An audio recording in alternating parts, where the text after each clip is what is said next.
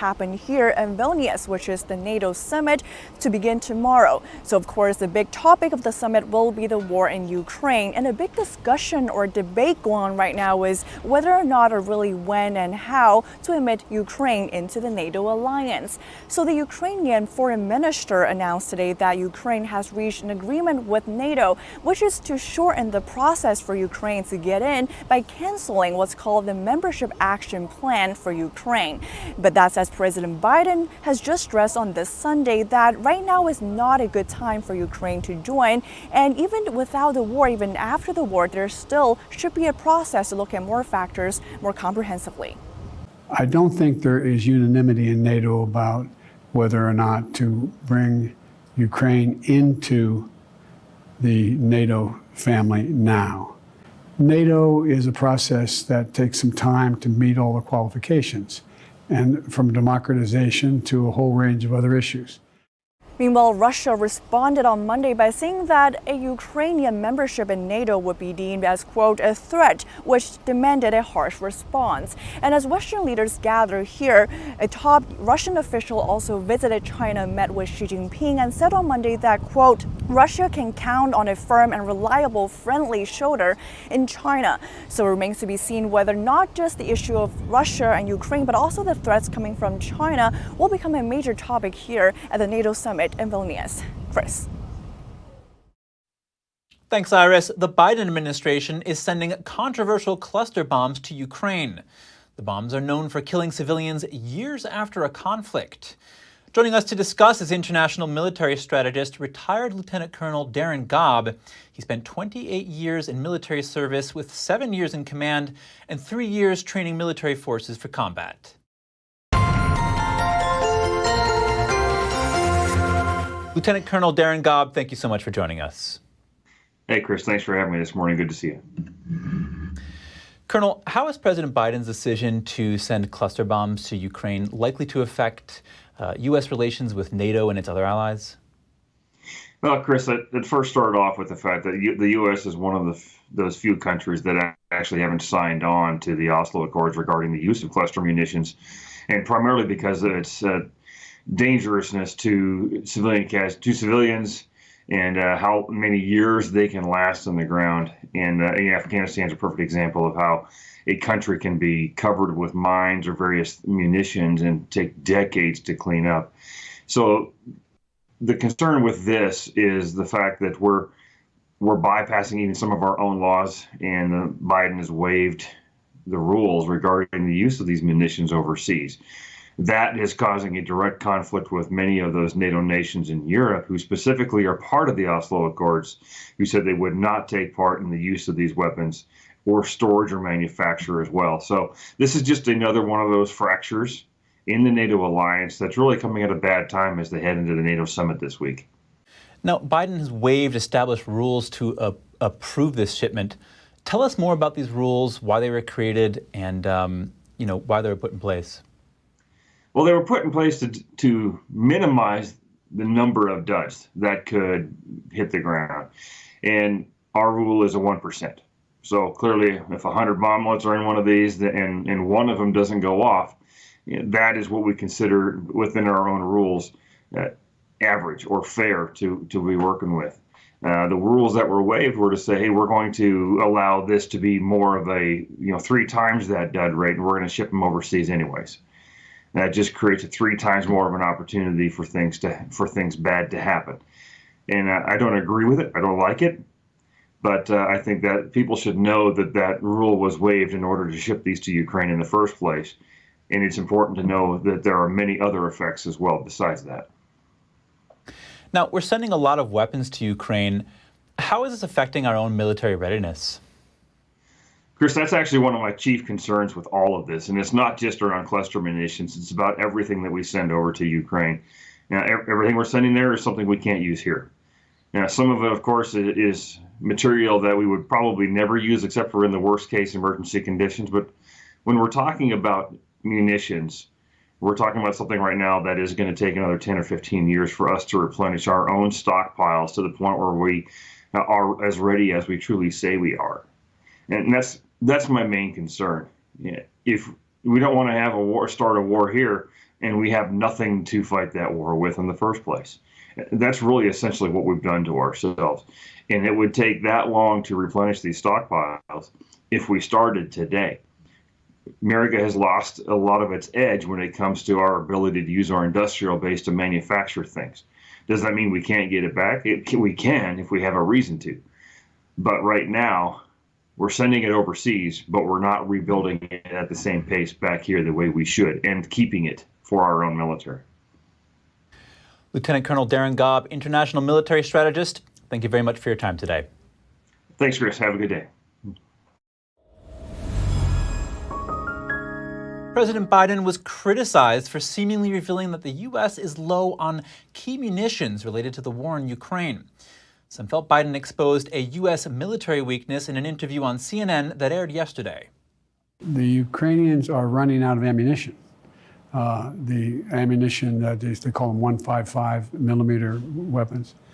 This is a war relating to munitions, and they're running out of that ammunition, and we're low on it.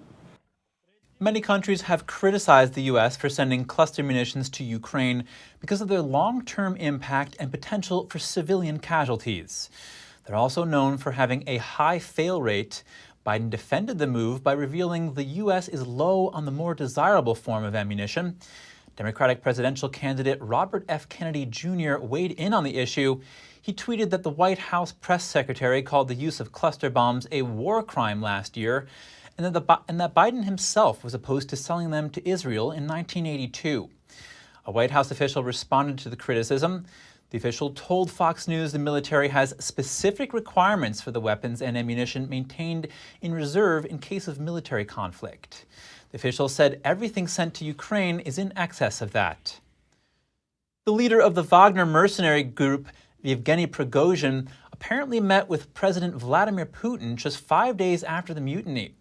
A Kremlin spokesman said today that more than 30 military commanders attended. The spokesman said the meeting was held on June 29th, 5 days after the aborted mutiny. Putin was said to have invited 35 people to the 3-hour meeting, including Prigozhin and Wagner unit commanders. Prigozhin was meant to leave for Belarus under the terms of the deal that ended the mutiny, and he did go for a little while. But Belarus President Lukashenko said last week that Prigozhin was back in Russia. He added that Wagner fighters hadn't yet taken up an offer to relocate to Belarus. Disgraced gymnastics doctor Larry Nassar was stabbed in Florida federal prison. He reportedly had an altercation with another prisoner. He's in stable condition. A source told the Associated Press that Nassar was stabbed in the back and chest. Federal officials told Fox News that staff workers to save the victim's life, and one person was taken to a hospital. They did not identify if they were talking about Nassar specifically. Nassar is serving a 40-year sentence. He was convicted of charges related to sexually abusing gymnasts over 2 decades. He worked at Michigan State University and USA Gymnastics. Olympic gymnast Simone Biles is among the more than 150 victims who spoke or submitted statements during Nassar's trial.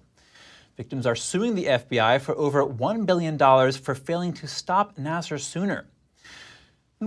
Lawmakers are back in D.C. after a July 4th recess, and this week we'll see a number of hearings.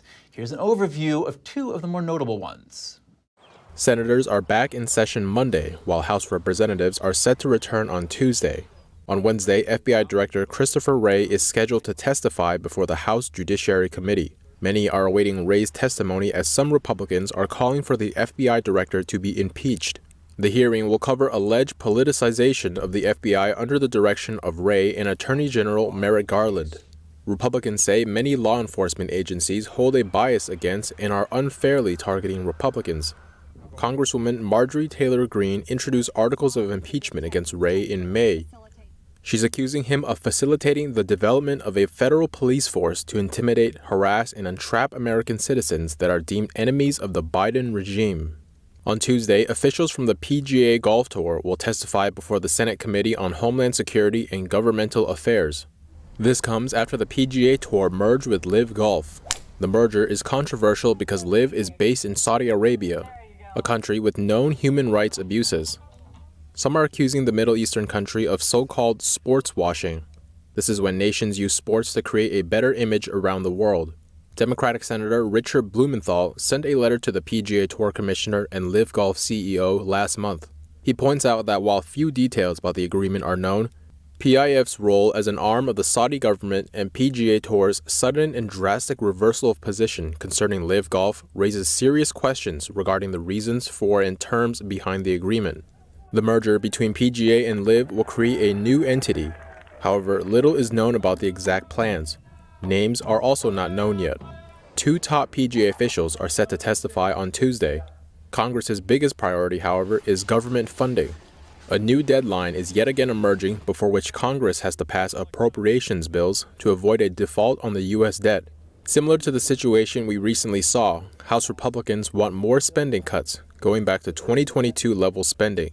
Lawmakers need to pass a total of 12 appropriations bills ahead of the September 30th deadline. Senate Majority Leader Chuck Schumer is calling on the Food and Drug Administration to investigate Prime energy drinks. Schumer accused Prime of targeting children, even though the drinks have more than double the caffeine in a can of Red Bull, or 6 times more caffeine than a can of Coke. A lot of parents may never heard of it, but their kids have, because Prime is engaged in a vast advertising campaign aimed at kids, even though kids aren't supposed to drink a drink with this much caffeine. Prime on its website states that its energy drinks are not recommended for children under 18, women who are pregnant or nursing, or individuals who are sensitive to caffeine. Coming up, the mayor of South Fulton, Georgia is arrested on burglary and trespassing charges. And an attorney in Donald Trump's fraud case leaves the role. She has a new job in Trump's Political Action Committee. More in just a moment here on NTD News Today.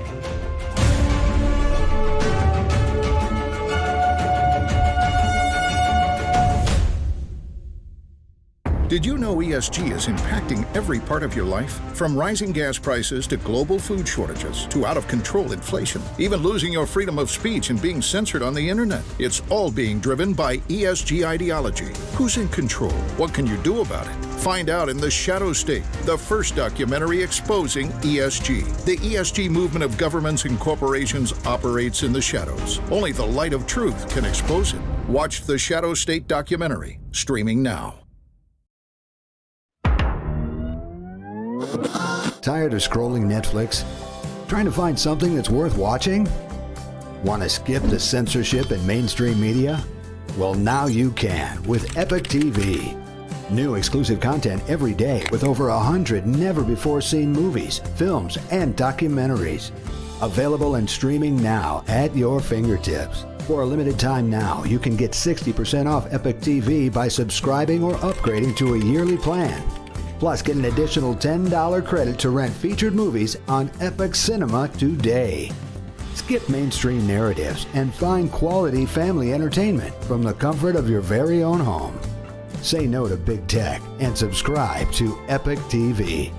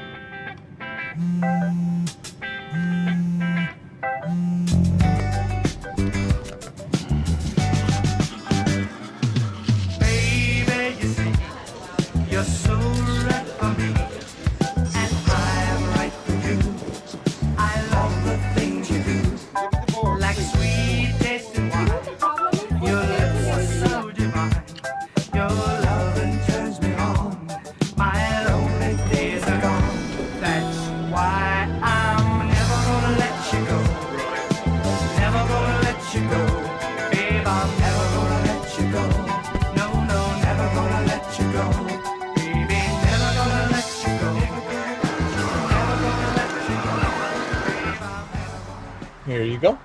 Thank you. Thank you.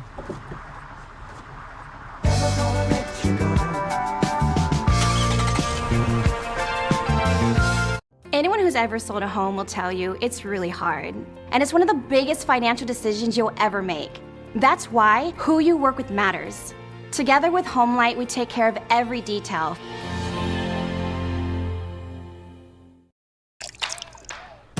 You're not going to get it all right. Just make sure you nail the big stuff. Mama!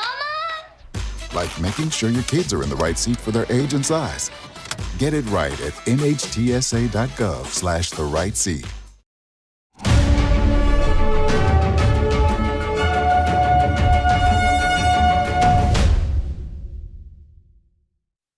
Thanks for staying with us. The mayor of South Fulton, Georgia, was arrested on burglary and trespassing charges. South Fulton is part of the Atlanta metro area. After his arrest, Khalid Kamau was released the same day on bond. He was also reportedly ordered to undergo a mental health evaluation. 5 out of 7 city council members sued him earlier this year to remove him from office. One of them will now take over his duties and serve as acting mayor. In their lawsuit, they said he disclosed confidential information for his own benefit and recorded confidential executive sessions. His conflict with the city council has lasted over a year. In June of last year, the city council wanted an investigation into how Kamau used a city-issued credit card. In response, Kamau ordered an investigation into the city council for possible corruption. The first in the nation Republican presidential caucus has officially been scheduled. Iowa Republicans gathered and voted unanimously on the date of January 15th. As in past primary cycles, the Iowa caucus remains the first Republican presidential primary caucus in the nation. It's often described as the first major electoral test for White House contenders. Early contest states like Iowa play a crucial role in selecting the party nominee, since candidates who struggle with fundraising or popularity tend to drop out before campaigning in other states. These states also receive a lot of media attention and become centers for policy debates. The announcement comes as the National Democratic Party in February approved changes to its presidential primary calendar for 2024. South Carolina has replaced Iowa in that party's leadoff spot. Donald Trump's lawyer, Alina Habba, has left the former president's legal defense team in the high-stakes New York fraud case. She'll take on a new role. Trump's Save America leadership PAC on Friday said Habba will take over as their legal spokesperson and general counsel. The announcement said Habba's New Jersey law firm will still assist Trump with certain legal matters. Trump Communications Director Stephen Chung said that Alina has worked tirelessly on many of the, quote, witch hunt cases that have been brought against Trump. A specific reason for her departure was not revealed other than it will allow her to devote time to her new duties. Those include serving as Trump's media representative on legal matters. Habba is known for her speech outside Miami courthouse in the Mar-a-Lago classified documents case. She denounced the federal prosecutors who brought the case. The Biden administration has introduced another new immigration program to allow people from some Latin American nations to enter the United States. Joining us to discuss is Victor Avila, the retired special agent with U.S. Immigrations and Customs Enforcement and author of Agent Under Fire. He's also a Texas congressional candidate. Victor Avila, thank you for joining us. Thank you for having me. Victor, how will creating more legal pathways into the United States affect the immigration crisis? Well, I'm all for bringing people to this country legally. It's just that this administration is the pathways that they're picking and choosing are against our own immigration law, against our own constitution, and even our existing policies that have been in place for many, many years. And so now with this new process of flying people directly from Central America and Colombia into the United States completely violates all that. And it's important to note that this does not exist in the law books. This is being created by this administration. And the question is why? Why are they doing this? And I think it's several things. One, they're circumventing possibly the asylum criteria because they know that most of the people wanting to come to this country do not qualify for our own asylum criteria. And second, they want to, they're pumping these communities with a lot of people from all over the world. And does that mean votes for them? Maybe. Does that mean more representation in Congress as you continue to increase the population in some of these districts that will get more than likely a Democrat representative? What about the effect these policies will have on drug and human trafficking? Well, that's the problem that this administration still will not completely address the issues of human smuggling and human trafficking. We see a lot of the videos of the people walking up the river, and that's, by the way, another thing that they don't want to see anymore. It's been damaging to their narrative. But the smuggling, let me tell you, continues to happen through the back of tractor trailers, trunks of vehicles, you name it. People are being smuggled, and of course, the trafficking, something that I touches close to my heart as a subject matter expert in human trafficking investigations. The exploitation of the migrants, especially young women and children, sexual exploitation, forced labor has been a huge uptick in that. That is continuing to pour into this country. They're ignoring that part, that the cartels have had a free-for-all in the last couple of years to do it, bringing the people, bringing the drugs, the meth, obviously the fentanyl that continues to kill Americans, and even cocaine all the way up to the White House. As someone who's been on the front lines of all this, what in your mind needs to be done? Well, I mean, let me tell you, I'm running for U.S. Congress in District 23, and for many reasons. One is to finally put an end to this, but specifically because I believe we're going to make some major changes in 2024, and you need someone down there that's going to understand how to deal with not just border security, but as a former diplomat, how to deal with Mexico, how to deal with Europe, and this foreign policy that I think is very important. It's a national security threat on top of everything that we must not forget, and the public safety of this country, to me, is premier, and we must deal with China and Iran. Venezuela, Mexico, Cuba. I mean, these are this is the big picture that we need to see, that the role that they play in the big picture of the open border system that this administration does. Let me tell you, we can fix this. We can fix this pretty quickly. Some of it will be turned immediately around. Others are a little bit more complicated, but will make a major and quick impact immediately in 2024. Victor Avila, thank you so much for your time. Thank you for having me today. Still to come, venture capital firms are fleeing downtown San Francisco, following the trend of businesses and retailers. And comedian and author Sarah Silverman is bringing a class action lawsuit against the makers of ChatGPT. She alleges copyright infringement. We'll have the details soon when we return.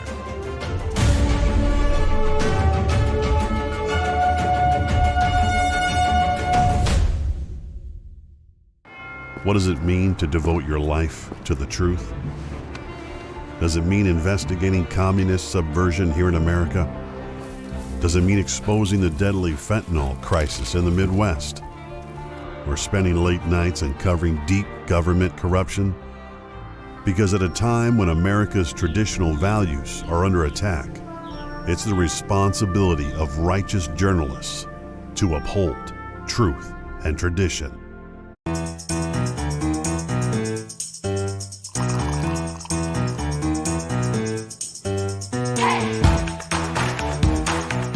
I'm Evelyn Lee. And I'm Kevin Hogan.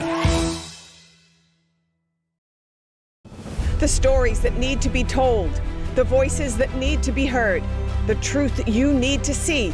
Get unbiased and in-depth news. Don't miss a beat. I'm Stephanie Cox.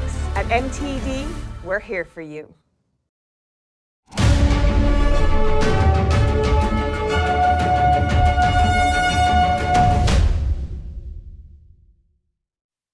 Thanks for staying with us. In San Francisco, venture capital firms are joining retailers and other businesses in finding homes outside of downtown. Some are opting for the Presidio, a former military base that is now a national park. Some of San Francisco's venture capital firms are ditching downtown and putting down roots in a nearby national park. With more than a third of all U.S. venture capital funding going to startups last year, where the firms end up could have implications for the broader tech industry. This is the Presidio, a former military base turned national park next to the iconic Golden Gate Bridge. Headline is one of the VC firms that moved here from an eye-catching skyscraper downtown. But it did feel a little bit more corporate. You know, it was hard to get to. There was a lot of security.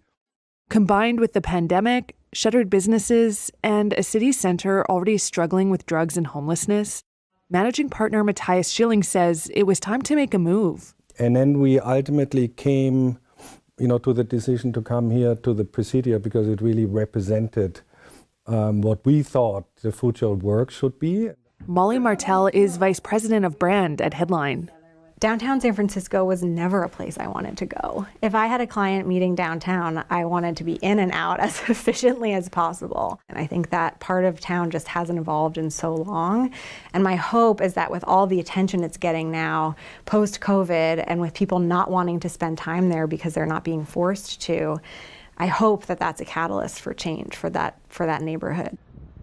There aren't stats on the number of VCs per neighborhood, but consider this. San Francisco's overall commercial vacancy rate is currently 35%. Pre-pandemic, it was 4%. But in the Presidio, the vacancy rate is currently about 5%, despite higher average prices. Here's the executive director of CBRE's Tech Insight, Colin Yasakochi. We do have this phenomenon that we call flight to quality, where companies are looking at how do I move into better quality space that's going to be more attractive, more conducive for my employees to come to the office, to be able to collaborate, and in the case of tech companies, to innovate. So we do see that happening. A similar story has played out among other businesses and retailers. In June, the owner of this downtown mall said it was giving it up after 20 years. Foot traffic was down more than 40% compared to 2019. For its part, a spokesperson for the mayor's office says the government wants to support businesses of all types in all neighborhoods. Popular artificial intelligence bot ChatGPT is being sued. Some big names in the entertainment industry are bringing a class action lawsuit against the company behind ChatGPT. How is it likely to play out? NTD Business's Don Ma speaks with the patent professor. So joining me is the patent professor, John Rizvi. He's a registered patent attorney and adjunct professor of patent law at Nova Southeastern Law School in Florida. So John, it seems like so many people right now are filing class action lawsuits against ChatGPT and OpenAI. I think the latest and most prominent being the stand-up comedian Sarah Silverman. There were a number of authors as well in the previous week. They're all suing OpenAI for using their content without permission to train their artificial intelligence language models. So, John, can you tell us if there's any merit to the suits? Yeah, well, there certainly is. So this is not something I expect to be dismissed on like a summary judgment motion or anything like that. There's certainly merit. An owner of intellectual property, particularly copyrights, they have the right to determine who they give permission to for using that work, when they give permission, and the manner in which that work is used.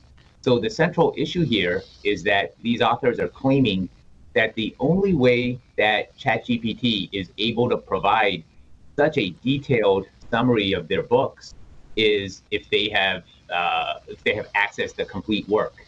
And of course, I think the case is going to turn on where ChatGPT is getting that information and what databases they're using. Because their claim is going to be like, hey, we're not going to the original work, we're simply accessing the internet database, but they're not revealing their sources, and that's problematic. Isn't use of data from the public domain considered fair use?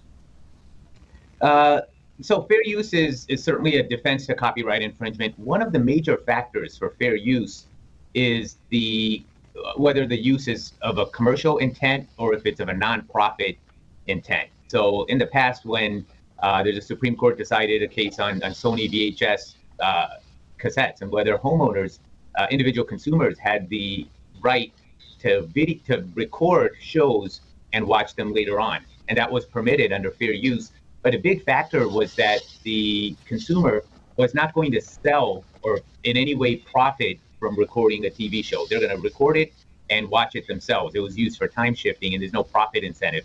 ChatGPT is certainly, that's not the case. They have models charging monthly fees, and they're valued, I believe, at the latest value is like $29 billion based on the profit that they're making. So it's going to be a stretch to qualify under fair use. So then, by that logic, is OpenAI violating the rights of millions of internet users because it's using people's social media comments, posts, blog posts, etc.? Yeah, in fact, it's been said that they may very well be the biggest copyright infringer in the history of the world. Of course, their strongest defense is going to be we are not copying from the original work itself, but we're scraping, internet databases on millions, billions of potential consumers and compiling something based on that, not a violation of the original author's work. I think the detail in the summary is going to be a big factor. And then in order to persuade, I think, anyone of their claim that they're not copying, they're going to have to reveal their methodology and their databases. And that, in effect, could be, that could be the death of OpenAI, because even if they win this case, if they reveal their methodology and their database, then they've essentially given away their proprietary edge. That's going to be the real competitive risk to ChatGPT, is how are they going to maintain their edge and be able to maintain their fees if they no longer can claim that they have a unique proprietary system for providing their answers. All right, thank you so much for the discussion today, John. It was a pleasure speaking with you. Terrific. Pleasure is all mine.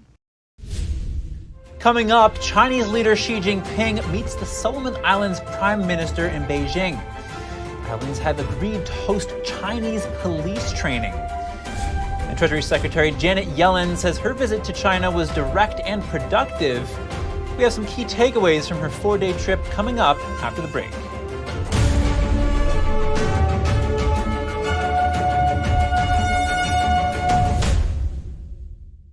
Shenyun Creations, the streaming platform from Shenyun, featuring world-class dance, past programs, and all original music.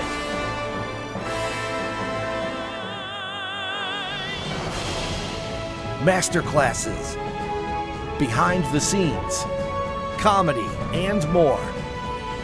Explore shenyuncreations.com. It's just clear as day. The media, whether it's broadcast, cable, or print media, has become extremely biased.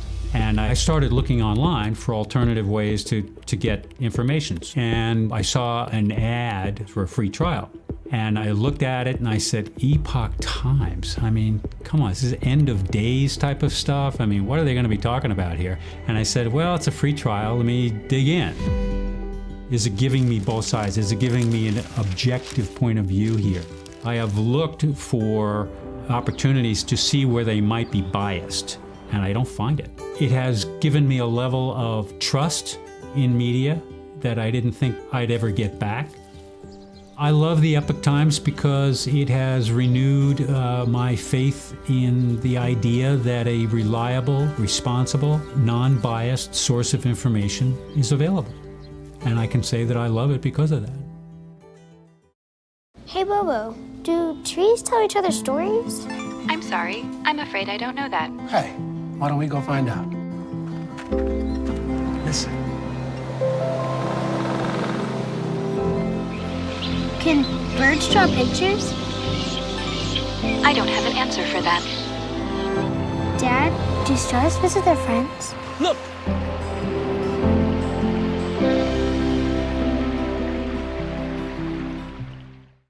Stay tuned to get 2 rolls of alien tape free. You wouldn't stick your mother-in-law on the wall, but you could with alien tape. It just sticks. Just peel and stick to make anything stay in place quick. Brick, pavers, marble, tile, plastic, even leather. Nothing works better than alien tape. You wouldn't stick your fishbowl on a moving car, but you could with alien tape. The secret is nano-stick technology that grabs and locks on to secure one side of the surface to the other. Alien tape secures in seconds, then twist, pull, and rinse to reuse. Call or go online to get your first roll of alien tape for just $19.99, plus shipping and processing. But to make this deal really stick, we'll give you 2 more rolls absolutely free. You get 3 rolls of alien tape for one low price. Order now. To order, call 1-800-490-1364 or go to tryalientape.com. So call 1-800-490-1364 or order online at tryalientape.com.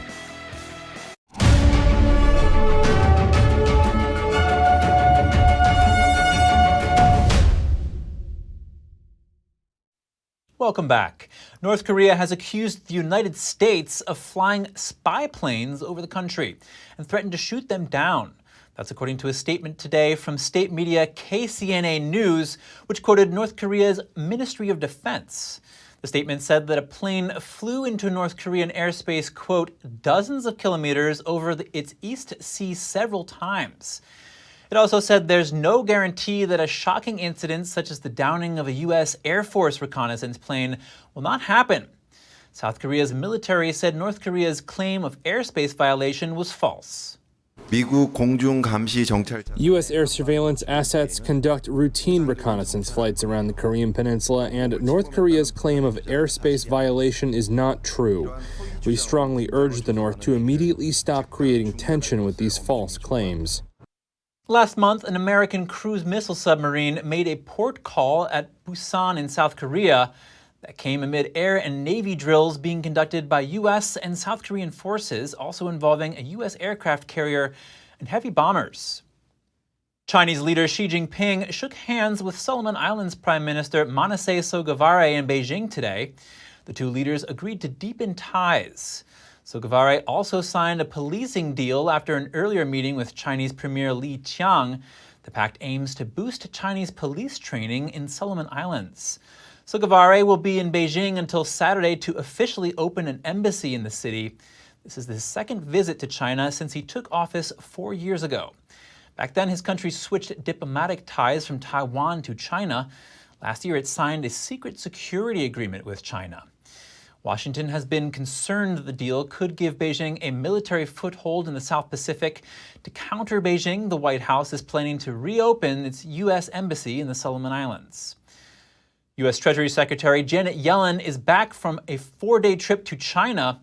Yellen says that she told Chinese officials the U.S. won't allow its national security to be compromised, even at the cost of economic interests. NTD's Jeremy Sandberg has more on Yellen's visit to Beijing.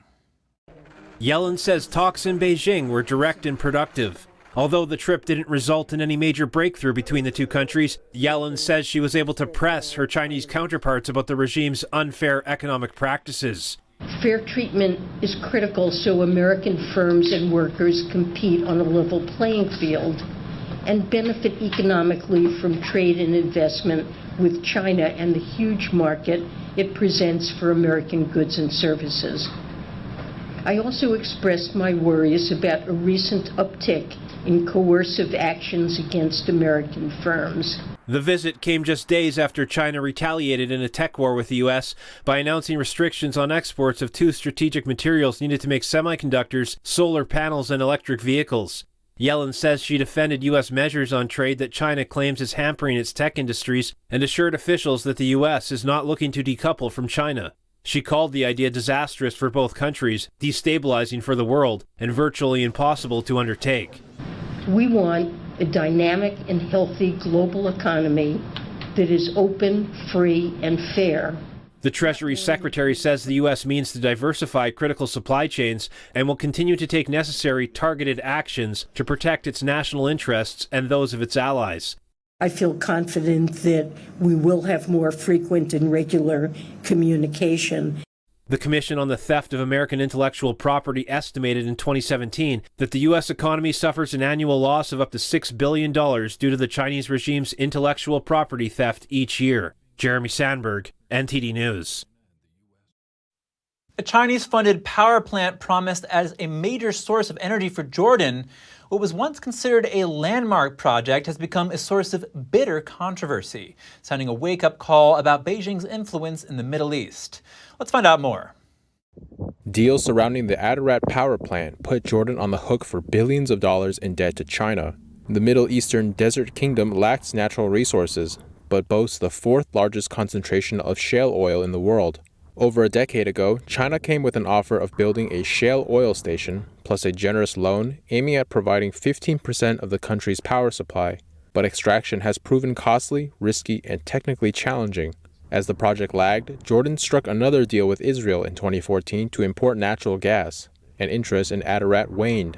Jordan no longer really requires the energy that will be provided by Ararat, but part of the deal, which is so typical of what the Chinese do, is that the price for the sale of the energy from the factory, from Ararat to the state energy company, is above market rate. And so when this plant starts to operate, Jordan will run several $100 million deficit a year. It's just not economical. If the initial agreement holds, Jordan will have to pay China a staggering $8.4 billion. That's for the power generated by the plant over 30 years. In 2020, Jordan's Ministry of Energy launched international arbitration against Ararat on the grounds of gross unfairness. Nevertheless, I think Jordan is worried, even if the arbitration succeeds, that China will look to punish Jordan, as it has done with so many other countries. As the U.S. withdraws, China has turned to building influence in the Middle East, notably through its Belt and Road Initiative. But Jordan's plight is a reminder of Beijing's broader pattern, one that has saddled many Asian and African countries with heavy debt. And if you have any news tips or feedback for the show, please feel free to email us at news.today@ntd.com. When we come back, from a runaway pig to a heightened, frightened goat and a fawn, fleas across the country find themselves in high-speed wild goose chases. What are the funny stories behind those scenes? Find out when we return on NTD News Today.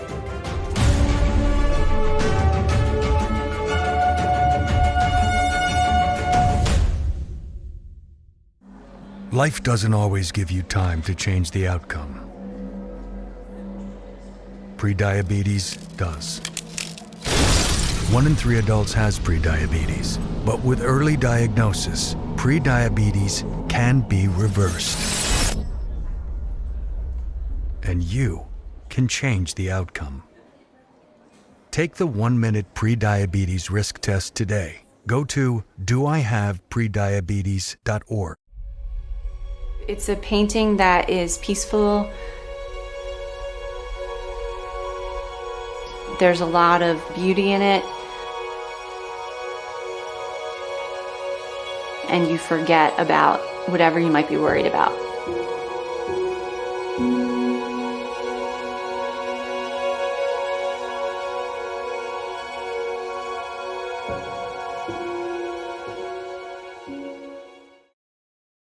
My dad's name was David. He always talked about getting life insurance, and now it's too late. No one was expecting my husband Dave to suffer from a heart attack. We didn't have life insurance. We thought we had more time. Don't be Dave, and don't wait until it's too late to get the life insurance coverage you need. And if you don't have enough insurance to cover funeral costs, credit card debt, and other expenses, your family is going to get stuck with the bill. Call now to get affordable life insurance. Just call 800-494-1562. If you're over 50, you can't be turned down for this insurance, regardless of your health. Plus, there's no medical exam, no health questions. Your rate will never go up. Your coverage will never go down. And rates start as low as $5 a week. Remember, don't be Dave. Call now. Call now. 800-494-1562.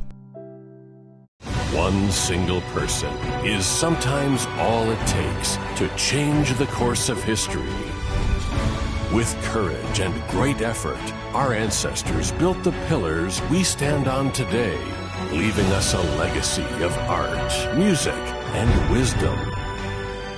At the heart of almost every culture is our relation and connection with the divine. Today, their profound contemplations, beliefs, and great sacrifices have at times become misunderstood and even ridiculed. With the help of academic experts, we'll shine a new light on some of the most influential and courageous characters in history and the miracles that surround them.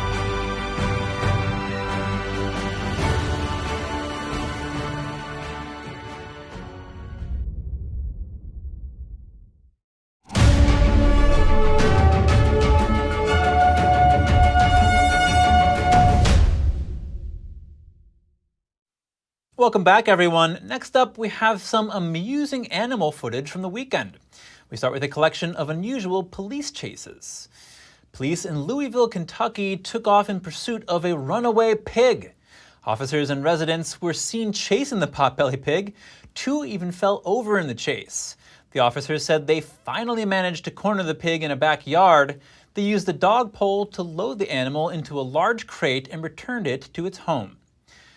In another action-packed high-speed chase, police in Glendale, Arizona went after 2 traffic violators. Officers responded to a call on July 1st that 2 goats were blocking the road. Body cam footage shows officers tracking the goats through front lawns of homes and down the street with the help of residents. After several near misses, the goats were safely apprehended and returned to their owners. And on State Route 32 in Ohio, it was a lost fawn that was stranded. Troops quickly stopped traffic to ensure the safety of both drivers and the frightened animal, but capturing this nimble fawn was no easy task.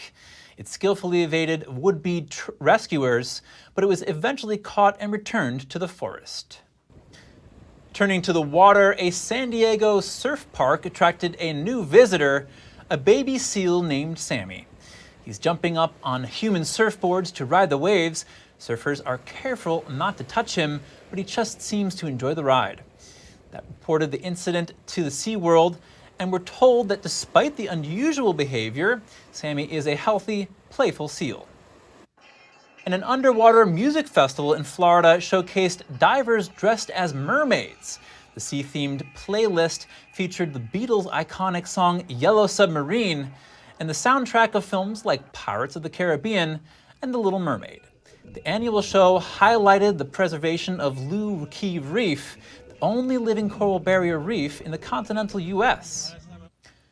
A fully functioning Fiat like you've never seen before earns the title of lowest car in the world by literally becoming half the car it used to be.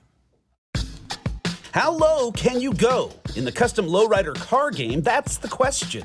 Well, a group of talented chop shop enthusiasts in Italy sank to new lows by creating what's being called the world's lowest car you can actually drive.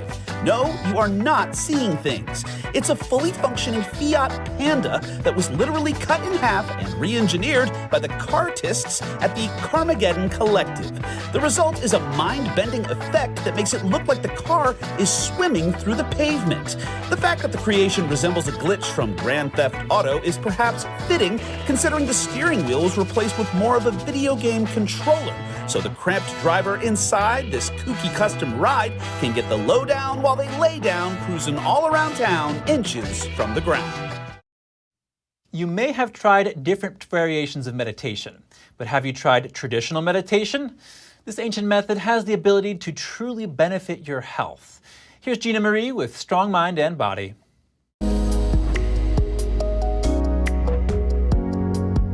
You might have tinkered with meditation in the past, but it may not have worked for you. That's because what you tried was more of a relaxation exercise than a true traditional meditation practice. That's according to Deborah Collins-Parisha, who is a board-certified psychiatric clinical nurse specialist in Connecticut. According to Deborah, traditional meditation has mind, body, and spiritual requirements. It isn't just sitting there and relaxing. The real traditional meditations were originally based in religions, and there was a moral fiber to it. For example, most traditional meditations in the Buddhist tradition require one to follow certain principles. One needs to be a good person, letting go of wants and longings and having a freer and more open mind. Deborah has treated mental illness for more than 15 years. She says you won't get a good night's sleep if your mind is filled with anger, resentment, fighting, arguing, competing, and selfishness. She also added that you can't have good relationships and you can't even have a healthy body. Currently, there are multiple types of meditation being taught and practiced. These include mindfulness meditation, focused meditation, transcendental meditation, and kindness meditation. Although many also have a spiritual element, they are not necessarily traditional meditation. Traditional meditation is most often handed down as a spiritual or religious tradition. It's usually taught by a master or a teacher and is recognized as a legitimate school of practice. Real traditional meditation may help people when other methods don't work. One of Deborah's patients was a combat pilot in the US Air Force. He was exposed to chemicals during warfare, and a few years later he was diagnosed with multiple sclerosis. The patient saw many neurologists and they told him he may be completely paralyzed and bedridden. The distraught patient visited Deborah about twice a month. Over time, their conversations turned more serious because he was facing imminent demise and death. So she introduced him to meditation and ancient Chinese Qigong. The method she introduced him to was called Falun Gong or Falun Dafa. It's a spiritual practice rooted in the Buddhist tradition. The practice encourages practitioners to attune their lives to 3 principles: truthfulness, compassion, and forbearance. A 2016 observational study found that many Falun Gong practitioners had regained health from terminal illnesses. Another study showed that Falun Gong practitioners had enhanced immunity compared with non-practitioners. Her patient was skeptical at first, but realized it was different from the relaxation techniques he had previously learned. He followed the directions on the website and started practicing the exercises daily. About a year later, he went back to the MS specialist, who was confounded by his current state of health. His health was expected to deteriorate, but had not. That was 4 or 5 years ago. He's now working full-time, is very happy, full of energy, and perfectly healthy. Falun Dafa or Falun Gong is free to learn. More information, including free practice sites across North America, can be located at falundafa.org. Thank you for tuning in today. I'm Chris Beers.